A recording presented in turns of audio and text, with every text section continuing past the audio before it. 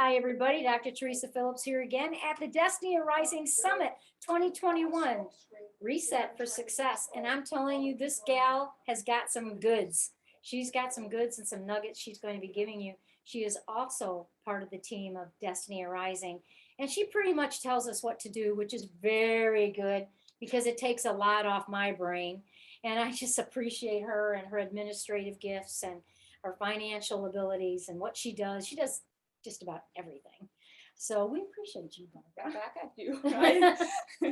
She said that I tell her what to do, but she tells us also what to do. So we balance each other. We do. But anyway, I want you to hear from her today because her message, she is an educator. She is a singer with her husband who's in music. She does so much, the artistry, and I'm going to tell you she has a business.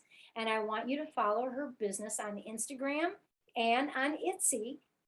Who are you? You're the royal tea lady. And I'm going to tell you, there is no tea like Barbara's teas. You want to buy her tea. Go to the Etsy store, to the royal tea lady, and back her business. It's time to start backing women's small business. So, Barbara, I'm going to let you just let loose. Okay, well, thank you, Pastor Teresa. And welcome to Destiny Arising. We are a company of women that would like to empower, encourage you to grow in the seventh sphere of influence. And I want you to stay tuned because I want to talk to you about my testimony. The Bible says in Revelations 12:8 that we, the saints, conquered, right? We conquer by the blood of the Lamb and by the word of his testimony. Whose testimony? He who is in us, right? Christ in us, our hope of glory, and we're walking in his glory, and he's in us, backing us as we move forward in everything that we do in planet Earth. So grab a cup of tea. If you have a royal tea lady tea, just use it, or a coffee, and sit with me because I want to talk to you and encourage you through stories, but I am also going to give you 3 keys to expand your influence. So I'm going to talk to you about how I started working in the Education Mountain. Of course, we grow in the Education Mountain as soon as we are born. We're learning. We're learning as little children. We're learning how to communicate through crying. We're learning how to communicate through the things that we start experiencing in life. But as we continue growing, we learn by playing, by role modeling, and learning from our parents. But it's a time that it's time to go to preschool or to kindergarten. Yay! And then we get grafted into the education system. So I know that some people will say, oh, but the education system, we're gonna go homeschooling. But there are people that will have chosen to send their children there. And I wanna talk to you how to be a light in the education system.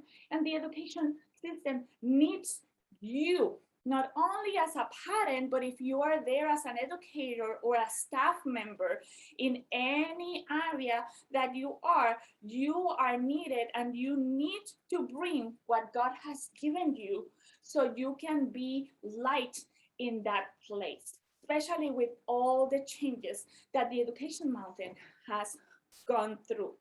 When I started in this job, I was just looking something to be with my son throughout summer to get it easier for him and for me to be together, and so I can match his schedule. And I was looking to use my giftings in a different way. So I learned about this position and I applied.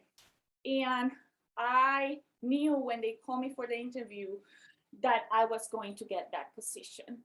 So this position, I didn't know nothing about this position, but I am a welcome and assessment center liaison for the district I work in. And when I applied for this position, the position wasn't even in the executive list. I mean, it wasn't in any of our staff um, um, list or anything. It was just there. It was something that they needed to do. It was something that they needed to do to comply with the law, to do an assessment for all the families that have said that they speak another language other than English in the household. So they hired me because they needed someone to welcome the families, and they needed someone to do the data entry and work with the administrative gift. And I went there, and they saw something in me. They gave me the opportunity. And I started working actually for the district that my son was going to be in. So when I started there, the first thing I needed to do is understand that who I was and whose I was. So that's the first thing that you need to do to expand your influence. When I started there, I did nothing. I didn't know nothing about the Education Mountain. I didn't know nothing about what was needed to be done, but I only knew something. I knew that God had sent me there for a reason. I knew whose I was, and I started operating in the confidence and the faith of who God had created me to be. And that is very key, because everywhere that you are planted, everywhere that you go, you need to understand that God has created you to be someone that can bring light to the place you are planted or you are positioned. We are ambassadors for Him, for His glory, for His kingdom. But He also, I learned that He had created me to be a communicator, to share some information, to encourage the people that were coming to the assessment center, or to encourage the people that I was meeting with a word of knowledge or with something that will open the doors for them as they walk in their experience in the Education Mountain. So I knew that He was created me to be someone that will encourage and bless and communicate to these people. And that's what I understood that I was going to be doing there. And I also understood that by knowing who I was and who He was creating me to do on that particular place, I needed to tap into my gifts and my talents and allow His gifting, what He has placed on me, to accomplish things in the place that I was being put into. So I knew that He has given me the gift of helps. And I started using that gift of helps in my workplace. I start using them in my daily life. I use discernment, and I ask questions about what was needed for the families that were coming to the assessment center to help them better and to communicate with them better and to give them the tools they needed for success. So I also know that I have the ability or the gift of building and establishing structures and administrative giftings. So I started implementing things that will help me do the job and communicate it better with the families. So from a position that had no structure at all, it was something that it needed to be done, but it was some basic outline and no structure. I created a structure. I created a structure to greet the families, to give out information, to move the people from one place to another, to complete the assessments and the activities that needed to be done to communicate with these people about the education system and about the district in a specific way that will be not only as effective for them, but it will be effective in terms of the management of the task. So we created all of that because I knew that I was created for something more. I knew that I was created to be an ambassador, a communicator, but I also knew my gifting and my talents. So first key for you, you need to know who you are and whose you are. So because you know who you were created to be, and then you can know what are you created to do. So my second key for you is that you need to know your sphere of influence. When I started there, I needed to learn the system.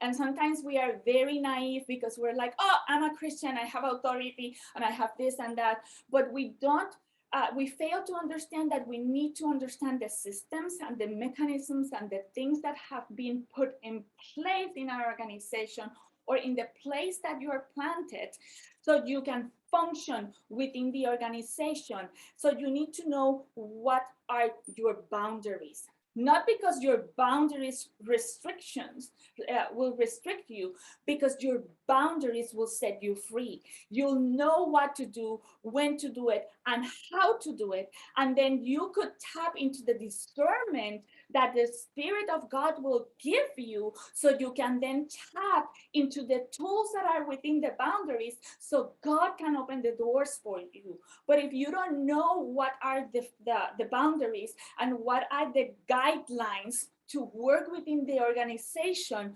you will not be able to step in favor and in grace for doors to be opened for you and for the work that you need to do. Okay, so it's very important that when you start in any place or any sphere of influence, you know your boundaries. How do you know your boundaries? By asking, by learning, and by applying the knowledge. And that's what I did. I started learning. I didn't know what was the assessment all about. I didn't know why we were doing it. I started asking as a parent, what will the parent need to know? What do they need to know about this assessment? What do they need to know about why we evaluate their English language? What is the program all about? What are the tools that they need for success? And I started asking questions. I started asking questions about the organization, about the schools, about how it works. And I got all my information about it, but I also learned about the administrative structure within the system so I could understand who's making the decision, why they're making the decision, who is helping this parent, where is the responsibility falling into. So I could pick up the phone and say, I have a family that needs help with this. Can you help him or help them? So you need to understand that in order for you to grow in influence, you need to know what's your sphere and where your boundaries are. Not to constrict you, but to release you and to give you freedom to move within them as you grow in the knowledge of what, and you continue doing and asking and learning and applying, your boundaries will going to be expanded and expanded and expanded. And I have seen it happen from the person that came that nobody knew, that it was shoved up there with all the Spanish speaking people and all the immigrants in the district. Barb became the person that now welcomes the families in the district, that have a good reputation for customer service, that have been asked to train secretaries in the art of welcoming and serve and provide customer service by empathizing with the needs of the customer, which are our parents. And I have done all of these things, not because I am the big shot or the big person is because I know who I am and I have understood what I was created to be, because I understood the system and I asked the right questions, and then my boundaries expanded and they saw something and a window of favor and opportunity opened up for me. And that's why you need to understand that opportunities open up when you learn to move within the system. When you learn how to move within your boundaries, when you learn how to apply what you learn, and then how to reach out in favor. And our third key, you need to know how to create access points, because as you continue growing, you need access to grow your influence, to continue growing what you are creating or establishing. So there are three things that you will do or work on when you create access points. You work with relationships. When I started, I didn't know anybody. We have 28 schools.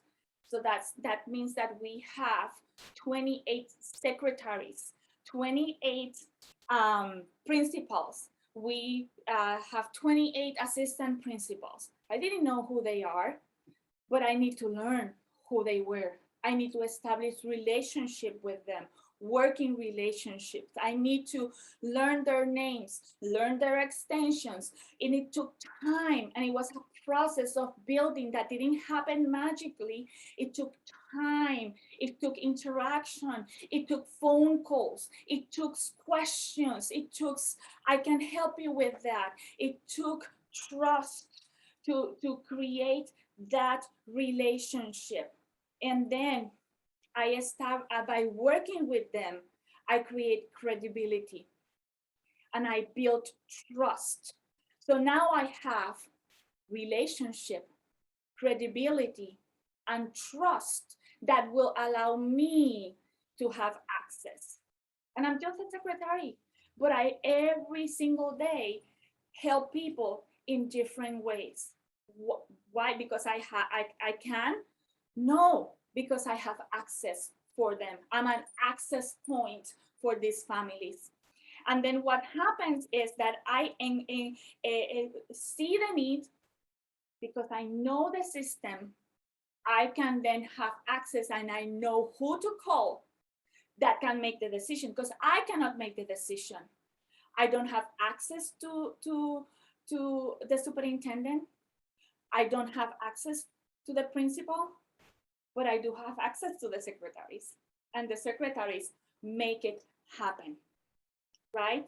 So I know who to call or what department to get involved so these families can get the help that they need. And that's how we do it. You grow your influence through relationships.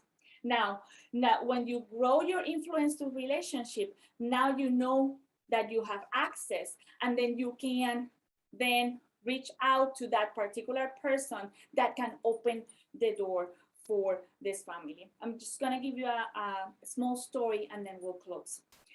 We had a family that came here from Japan.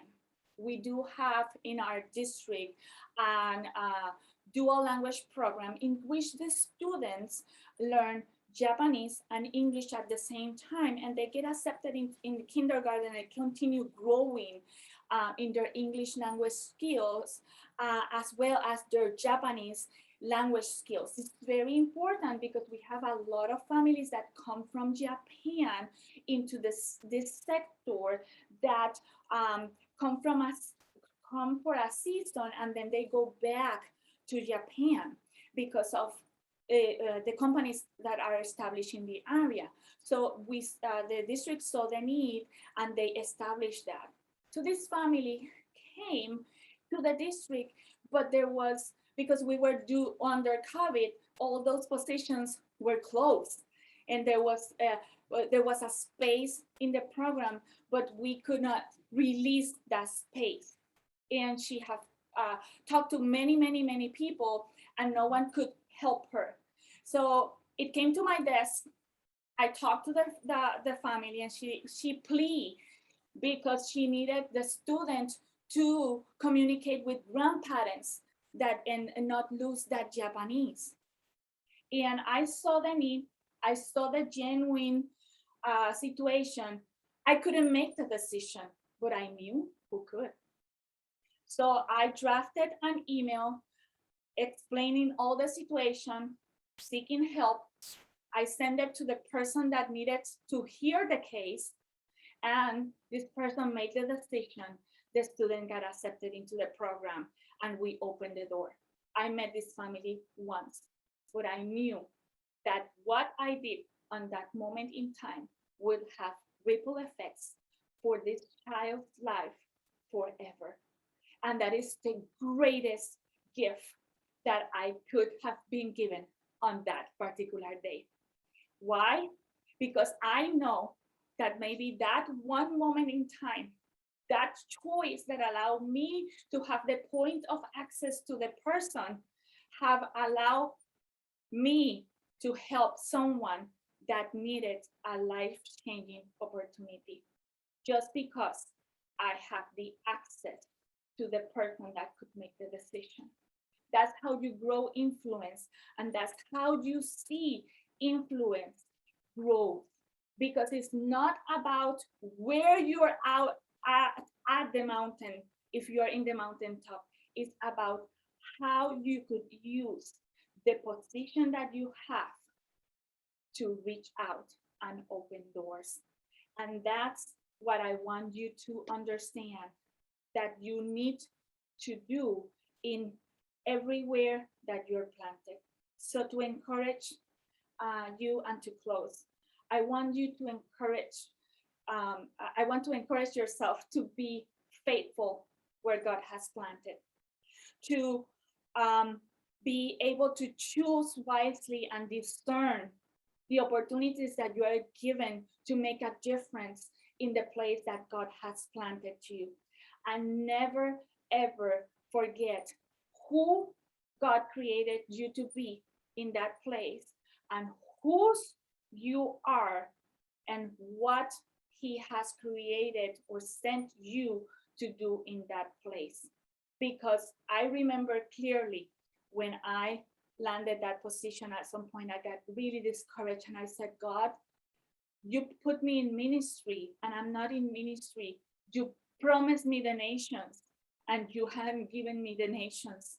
And He replied back to me, haven't I? Because every single day I touch the nations coming at my office, because they need someone to be the hands of Jesus for them. And believe it or not, I have the opportunity many, many times that do undercover prayer for some of these families. And it's such a blessing. And when God showed me this, I knew that I am in a process of training for the next step of my life. So wherever you are, continue being faithful.